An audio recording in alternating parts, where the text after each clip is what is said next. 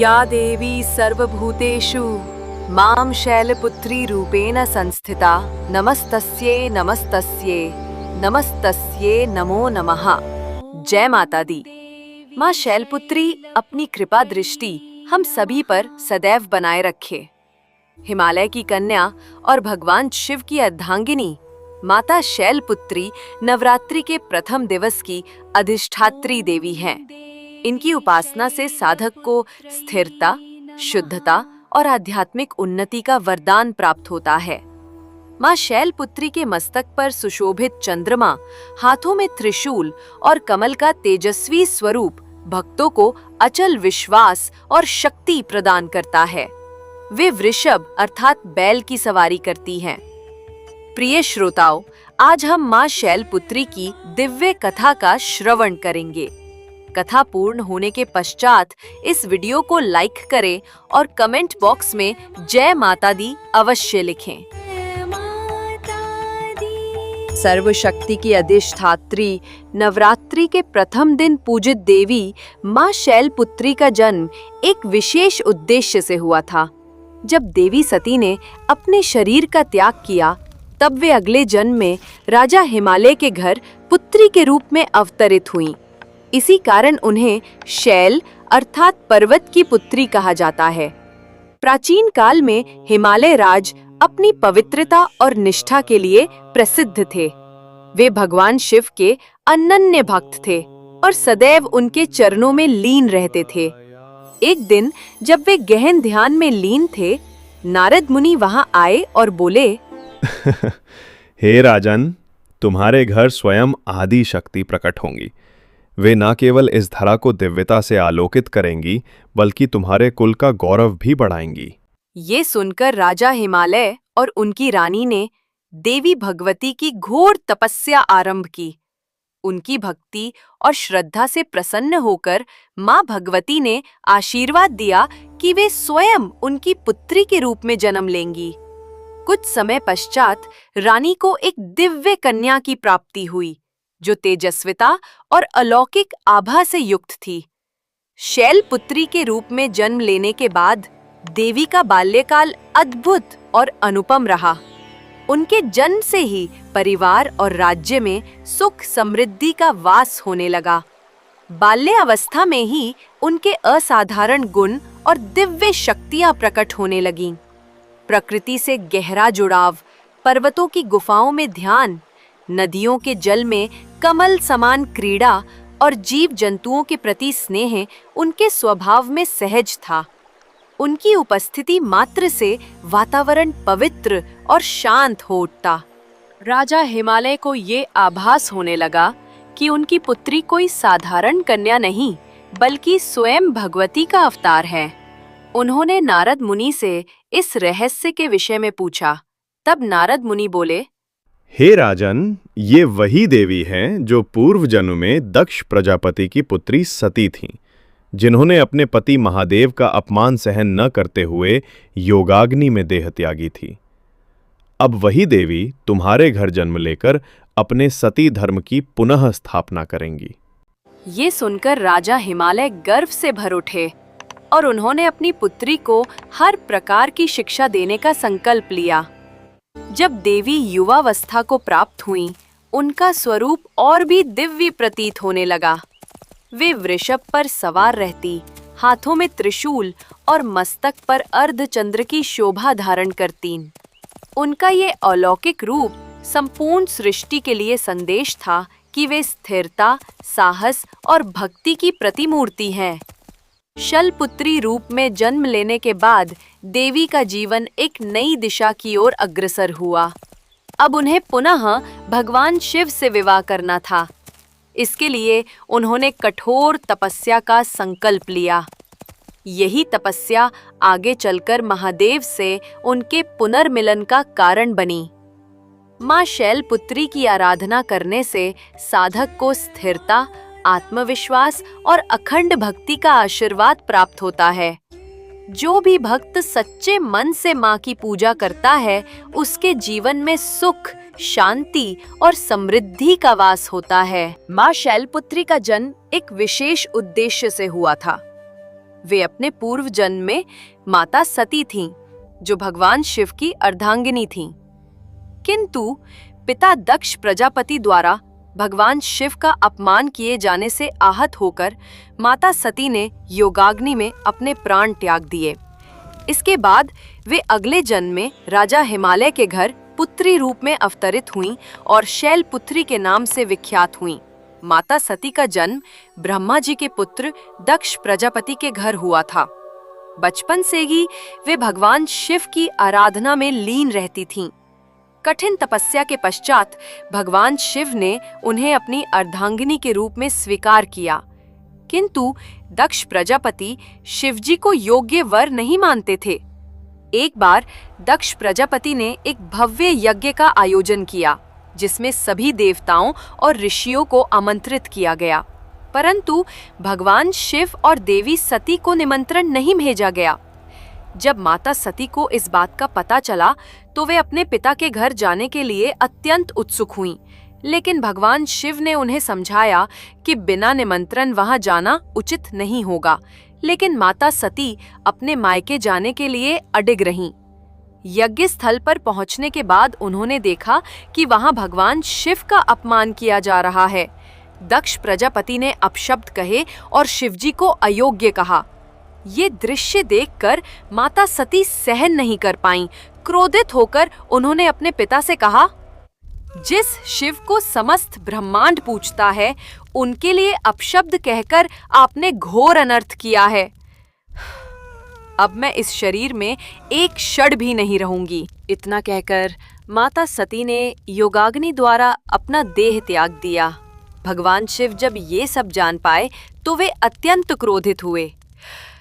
उन्होंने अपने गण वीरभद्र को भेजा और दक्ष प्रजापति के यज्ञ का विध्वंस करा दिया।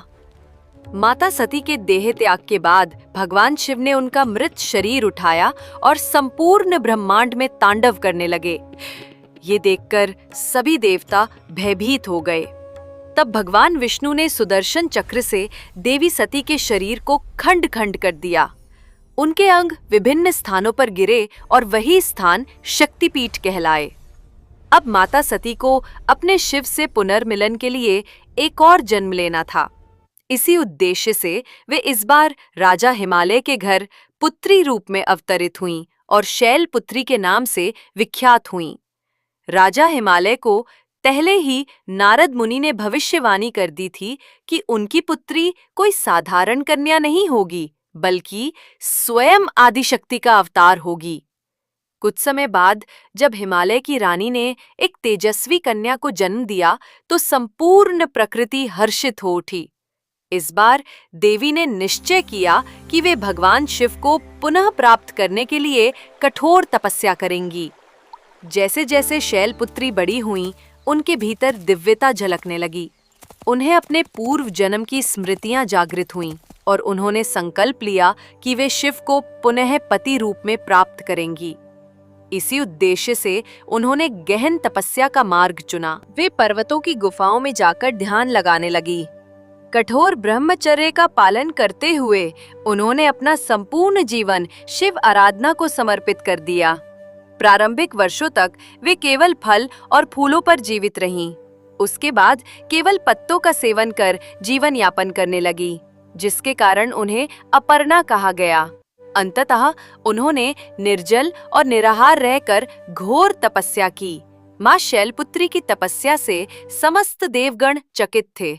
इंद्रदेव को चिंता हुई कि यदि उनकी तपस्या सफल हो गई तो शिवजी विवाह के लिए बाध्य हो जाएंगे।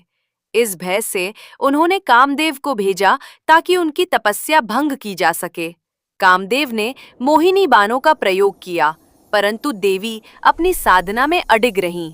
आखिरकार भगवान शिव एक ब्राह्मण के रूप में उनके सामने प्रकट हुए और बोले, हे देवी, तुम कौन हो और इस कठोर तपस्या का क्या उद्देश्य है? देवी शैलपुत्री अपने तपोबल से ये जान चुकी थीं कि उनके सामने कोई और नहीं बल्कि स्वयं भगवान शिव खड़े हैं। तब देवी शैलपुत्री ने उत्तर दिया, हे प्रभु, मैं पूर्व जन्म में आपकी अर्धांगिनी सती थी। अब मैंने पुनः जन्म लिया है और आप ही मेरे एकमात्र स्वामी हैं। यदि आप मुझे स्वीकार नहीं करेंगे तो मैं अनंत जन्मों तक तपस्या करती रहूंगी। भगवान शिव उनकी भक्ति, प्रेम और समर्पण से प्रसन्न हुए और उन्हें अपनी अर्धांगिनी रूप में स्वीकार करने का वचन दिया। जब भगवान शिव ने विवाह के लिए अपनी स्वीकृति दी तो संपूर्ण ब्रह्मांड में हर्ष छा गया। देवता, ऋषि मुनि और स्वयं राजा हिमालय इस शुभ समाचार से आनंदित हो उठे। राजा हिमालय ने भव्य आयोजन की तैयारी की।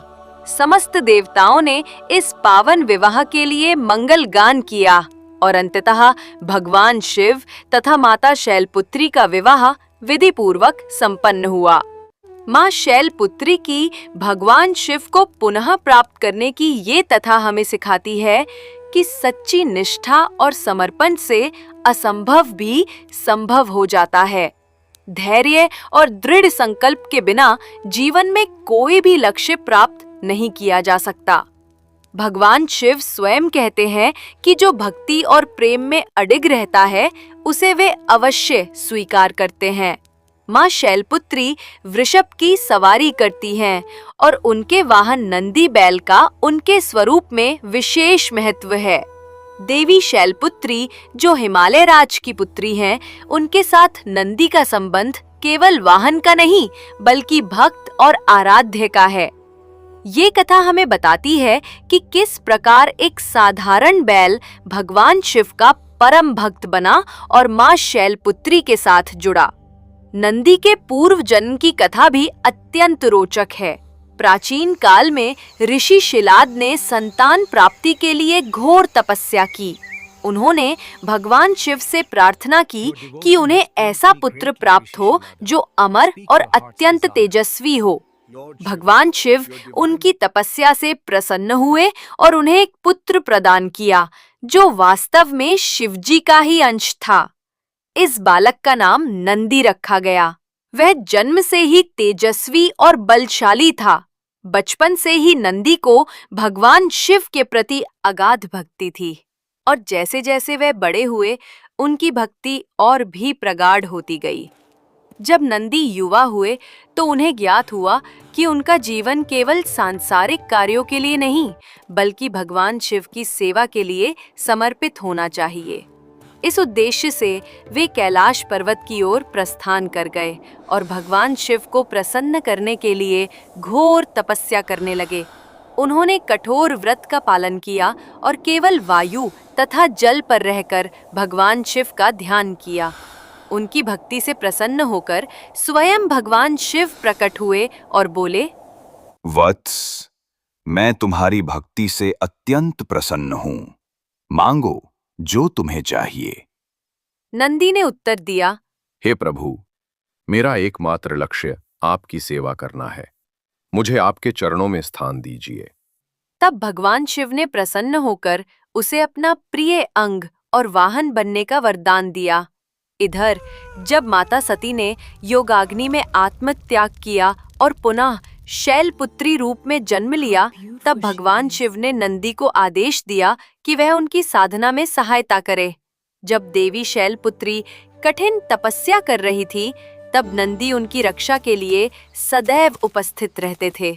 उन्होंने देवी की सेवा की और उनकी तपस्या में किसी भी प्रकार की बाधा नहीं आने दी। देवी ने नंदी की भक्ति और सेवा भाव को देखकर उन्हें आशीर्वाद दिया कि वो सदैव शिव और शक्ति के वाहन के रूप में प्रतिष्ठित रहेंगे।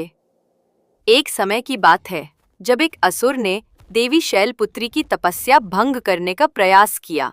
वो राक्षस वेश बदलकर उनके समीप पहुंचा, लेकिन नंदी ने उसे पहचान लिया। अपनी अपार शक्ति से नंदी ने उस असुर का सामना किया और देवी के आशीर्वाद से उसे परास्त कर दिया। तब माँ शैलपुत्री ने नंदी को ये वरदान दिया कि जो भी मेरी पूजा करेगा वो तुम्हारी भी आराधना करेगा और तुम मेरे साथ सदा रहोगे। जो भी माँ शैलपुत्री और भगवान शिव की पूजा करता है उसे नंदी की कृपा भी प्राप्त होती है। नंदी को समर्पित व्यक्ति को शिव शक्ति की विशेष कृपा मिलती है। नंदी की सवारी करने वाली माँ शैलपुत्री धैर्य, सेवा और समर्पण की प्रतीक मानी जाती हैं। माँ शैलपुत्री का संबंध चंद्रमा अर्थात सोम से भी विशेष रूप से जुड़ा हुआ है। वे अपने मस्तक पर अर्धचंद्र धारण करती हैं, जिससे उनका एक नाम सौम्य रूपा भी है।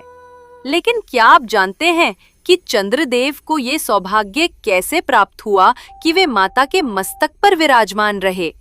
अब आगे की कथा में आप ये भी जानेंगे कि चंद्रदेव को ये वरदान कैसे प्राप्त हुआ, उन्होंने कैसे गंभीर श्राप भोगा और फिर माँ शैलपुत्री की कृपा से पुनः अपना तेज पाया। चंद्रदेव, जिन्हें सोम भी कहा जाता है, अत्यंत सुंदर, तेजस्वी और आकर्षक माने जाते हैं। वे 27 नक्षत्रों के स्वामी हैं और उन्होंने राजा दक्ष प्रजापति की 27 कन्याओं से विवाह किया था।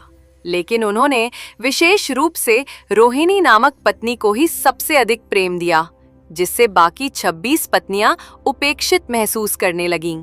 जब बात दक्ष प्रजापति को पता चली तो उन्होंने चंद्रदेव को समझाया, लेकिन चंद्रदेव ने उनकी बात को अनदेखा कर दिया।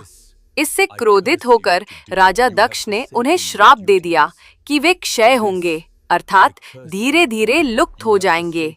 श्राप के प्रभाव से चंद्रदेव की चमक धीरे धीरे कम होने लगी, जिससे देवताओं और संपूर्ण सृष्टि में संकट उत्पन्न हो गया।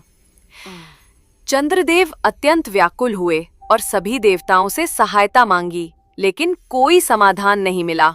अंततः वे भगवान शिव और मां शैलपुत्री की शरण में पहुंचे। चंद्रदेव कैलाश पर्वत पर गए और वहां घोर तपस्या प्रारंभ की। वे दिन रात भगवान शिव और माता शैलपुत्री का ध्यान करने लगे। ओम नमः शिवाय मंत्र का निरंतर जाप करते हुए वे कठोर तप में लीन हो गए। हिमालय की ठंडी गुफाओं में बिना अन्न जल के उन्होंने शिव और शक्ति की आराधना की। उनकी भक्ति से प्रसन्न होकर मां शैलपुत्री ने भगवान शिव से आग्रह किया कि वे चंद्रदेव को इस श्राप से मुक्त करे। भगवान शिव ने कहा, हे सोम, तुम्हारा ये कष्ट तुम्हारे ही कर्मों का फल है, लेकिन शक्ति की कृपा से तुम इस श्राप से पूरी तरह मुक्त तो नहीं हो सकते, परंतु इसे नियंत्रित अवश्य किया जा सकता है। मां शैलपुत्री ने आशीर्वाद देते हुए कहा, हे चंद्रदेव, तुम्हें मेरे मस्तक पर स्थान प्राप्त होगा। जब तुम क्षीण हो जाओगे तब पुनः पूर्ण होकर चमकोगे। तुम्हारी ये अवस्था अब अमर रहेगी और इसी चक्र को चंद्रमास कहा जाएगा। मां शैलपुत्री के आशीर्वाद से ही चंद्रमा कृष्ण पक्ष में क्षीण होते हैं और शुक्ल पक्ष में पुनः बढ़ते हैं। यही क्रम चंद्रकलाओं का आधार बना। भगवान शिव ने भी चंद्रदेव को अपने मस्तक पर धारण किया और इसी कारण वे चंद्रशेखर कहलाए। चंद्रमा का ये चक्र संपूर्ण जीवन चक्र का प्रतीक बन गया। इसी घटना के कारण सोमवार अर्थात चंद्रवार को शिव शक्ति की विशेष पूजा का दिन माना गया। चंद्रदेव ने भगवान शिव और मां शैलपुत्री से निवेदन किया कि उनकी भक्ति अमर कर दी जाए। तब भगवान शिव ने कहा, हे सोम, जिस स्थान पर तुमने तपस्या की है वही अब तुम्हारे नाम से सोमनाथ कहलाएगा। यही मेरा प्रथम ज्योतिर्लिंग स्थापित होगा। यहाँ आने वाले भक्तों के सभी पाप और कष्ट दूर होंगे। मां शैलपुत्री ने भी आशीर्वाद दिया। जो भी भक्त सोमवार को व्रत रखेगा उसकी समस्त इच्छाएं पूर्ण होंगी। तभी से सोमवार को शिव और शक्ति की पूजा का विशेष महत्व स्थापित हो गया। मां शैलपुत्री के वाहन नंदी बैल का उनके स्वरूप में विशेष स्थान है। लेकिन प्रिय श्रोताओं, क्या आप जानते हैं कि एक समय ऐसा भी आया जब एक दैत्य वृषभासुर ने देवी की शक्ति को चुनौती दी थी? आगे की कथा बताती है कि कैसे अहंकारी राक्षस ने शिव और शक्ति की महिमा को नकार दिया और अंततः उसका वध स्वयं मां शैलपुत्री के हाथों हुआ। बहुत समय पहले वृषभ नामक एक असुर ने भगवान शिव की कठोर तपस्या की। वर्षों तक घोर तप करने के बाद वह शिवजी को प्रसन्न करने में सफल हुआ। जब भगवान शिव प्रकट हुए तो वृषभासुर ने निवेदन किया, प्रभु, मुझे अपार शक्ति और अमरत्व का वरदान दीजिए, जिससे कोई भी मुझे पराजित ना कर सके। भगवान शिव ने उसे आशीर्वाद दिया कि वह अत्यंत बलशाली होगा, किंतु उसकी मृत्यु एक दिव्य स्त्री के हाथों ही होगी। ये सुनकर वृषभासुर अहंकार से भर गया। उसने अपनी शक्ति का उपयोग भलाई की बजाय अधर्म के लिए करना शुरू कर दिया। वह देवताओं और ऋषियों को सताने लगा और शिवजी के अन्य भक्तों को भी कष्ट देने लगा। उसे विश्वास था कि कोई भी स्त्री उसे कभी पराजित नहीं कर सकती। एक दिन उसने सुना कि हिमालय की पुत्री माँ शैलपुत्री अपार शक्ति और दिव्य तेज से युक्त हैं। अहंकारी वृषभासुर को ये सहन नहीं हुआ कि कोई स्त्री उससे अधिक शक्तिशाली हो सकती है। क्रोध में भरकर वो कैलाश पर्वत की ओर बढ़ा और माँ शैलपुत्री को ललकारते हुए बोला, हे शैलपुत्री, तुम स्त्री होकर मेरी शक्ति की बराबरी कैसे कर सकती हो? अगर तुम्हें अपने बल पर विश्वास है तो आओ और मुझसे युद्ध करो। माँ शैलपुत्री शांत स्वर में बोली, हे वृषभ, अहंकार का अंत निश्चित है। यदि तुम शिवजी के सच्चे भक्त हो तो अपनी शक्ति का उपयोग सद्मार्ग के लिए करो। लेकिन माँ शैलपुत्री की ये बात वृषभासुर के अहंकार पर कोई प्रभाव न डाल सकी। उसने देवी पर आक्रमण कर दिया। जैसे ही माँ शैलपुत्री ने उसका अहंकार देखा, उन्होंने अपना महाकाली स्वरूप प्रकट किया। उनके नेत्र अंगारों की तरह जलने लगे। उनके हाथों में त्रिशूल प्रज्वलित होने लगा। उनकी सवारी नंदी बैल ने भी गगन भेदी गर्जना की। माँ शैलपुत्री ने वृषभासुर से कहा, हे दुष्ट पापी दानव, अब तेरा अंत निकट है। ऐसा कहकर उन्होंने त्रिशूल से वृषभासुर का वध कर दिया। उसके अंत के साथ ही संपूर्ण संसार में पुनः शांति स्थापित हो गई। इस प्रकार माँ शैलपुत्री केवल करुणा की देवी ही नहीं, बल्कि दुष्टों का संहार करने वाली महाशक्ति भी हैं। उनकी कथा हमें ये सिखाती है कि अहंकार हमेशा पतन का कारण बनता है, चाहे व्यक्ति कितना भी शक्तिशाली क्यों ना हो। जयकारा माँ शैलपुत्री का, जिनकी महिमा अपार है। अगर आपको माँ शैलपुत्री की ये अद्भुत कथा पसंद आई हो तो इसे अपने दोस्तों और परिवार के साथ जरूर साझा करें। चैनल को सब्सक्राइब करें और घंटी का निशान दबाएं ताकि आपको हमारी अगली दिव्य कहानियों का नोटिफिकेशन सबसे पहले मिले। कमेंट में लिखें, जय माँ शैलपुत्री।